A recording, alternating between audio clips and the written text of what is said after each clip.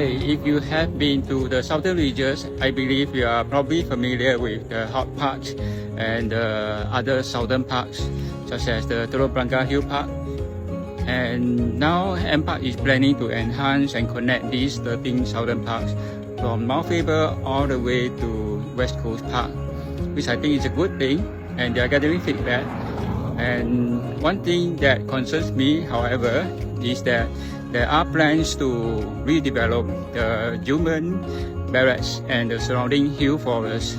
And some of the concern I have is the loss of ecological connectivity for wildlife, such as the critical endangered straw-headed bulbuls. And also there was a slope failure at the southern flank of Telok Blangah Hill Park, which actually occurred last year, which has caused part of the elevated walkway to be closed to public.